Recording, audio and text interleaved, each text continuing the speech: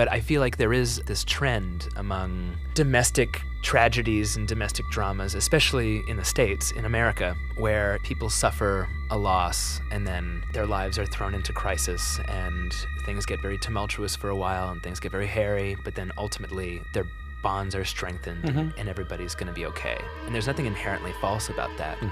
You know, it doesn't always happen that way, and some people don't recover. And I wanted to make a film about that. But if you make that as a, you know, as a drama, then, well, you know, one, good luck finding financing. And then if you have found the financing, good luck recouping. What can be a deterrent in one genre, you know, if it's too bleak, too hopeless, too dark, suddenly becomes a virtue in another. And the horror genre is really good for that.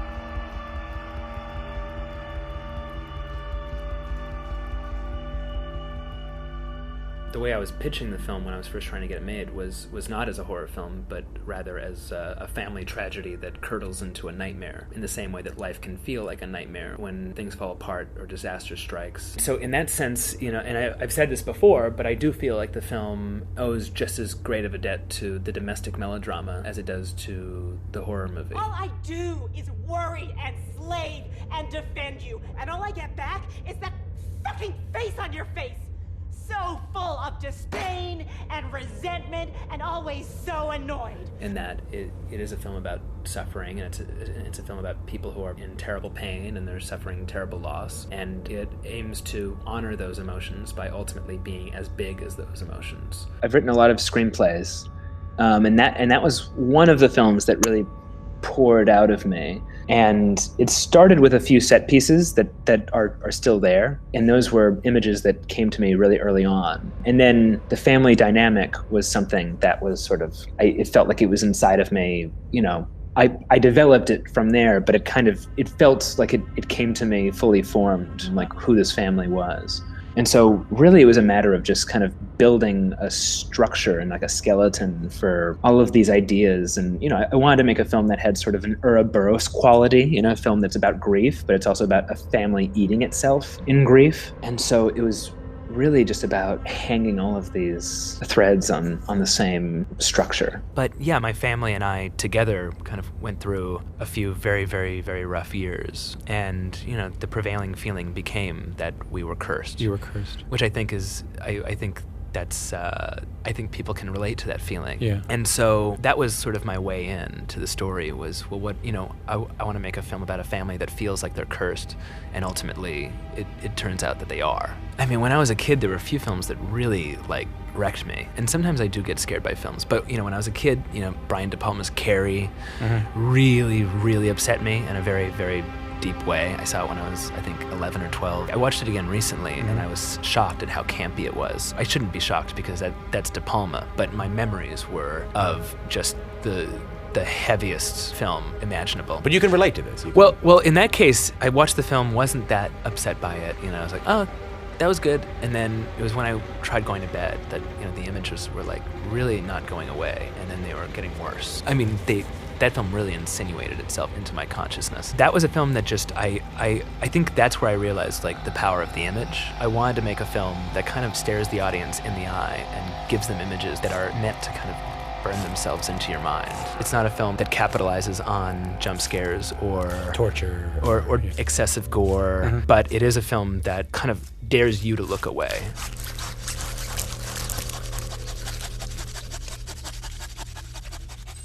These are young actors who have to go to incredibly dark places, especially Millie. She's a child, and she has to go to incredibly dark places to make this film. So was that darkness, that tension I was feeling, was that anywhere on set, like when the cameras were off? Well, in some cases, yes. I mean, with Millie, she's the opposite of Charlie, the character that she plays in the film. She's so precocious and so happy. With Alex Wolff, who plays Peter, he is somebody who really went to those dark places. He's more method in the way he works. So you were talking to him as Peter? Yeah. I was talking to him as Peter for about 2 months.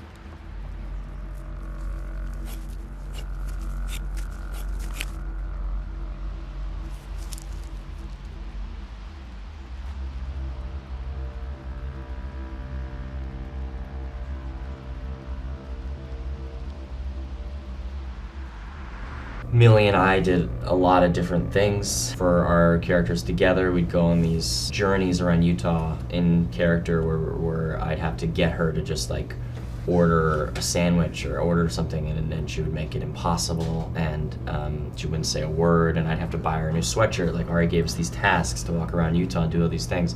So I mean, that is automatically, I mean, you start to develop these feelings you have, these resentments, just because, oh my God, she just embarrassed me in front of this person. She just hold my hand and cross the goddamn street. Like, there's all these things, and when you have all that, automatically it starts to be like you have a history. You know, I'm somebody who, I shot list everything before I talk to anybody in my crew, just so I have the movie in my head. And then I sit down with my DP and my production designer, and I go over every scene with them. In this case, we had a dry erase board, and I'd draw what I think the dimensions of the room need to be. I draw out what the blocking is and where the camera will be. It takes 3 weeks, 5 hours a day. To walk them through that? To walk them through the whole movie.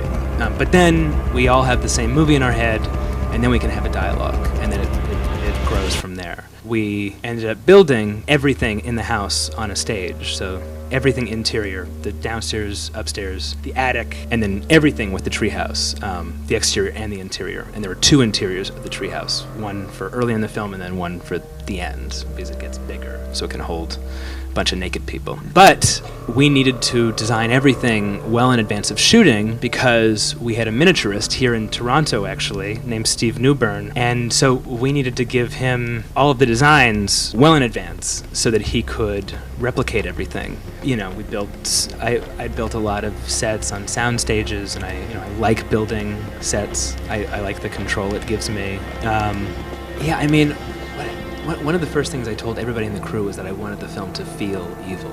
Like, I wanted the movie to feel as though it was in some way tied to the perspective of this cult that's, like, always on the periphery, but we're with the family in their ignorance of what's happening. But I wanted there to be this, like, sinister, knowing quality to the movie. Yeah, how do I speak to making it evil? Again, it came down to perspective. I liked to think that the movie, like, as they were suffering, that the movie was somehow, like, smiling. And the idea that I wanted to have this feeling that there was something omniscient going on. You get that in the first scene where we're pushing in on this dollhouse that's been cut down the middle. All the rooms are exposed. A metaphor is set up there that these people are like dolls in a dollhouse, that they have no agency. I think it's that feeling that, that everything that's coming is inevitable and that there's no hope for these people. And that's what's beautiful about the horror genre, is that it's this filter through which you can push material that's maybe otherwise like too bleak or too upsetting, and there are demands that you have to meet, like you have to find the catharsis in that story, but that becomes therapeutic and that becomes fun.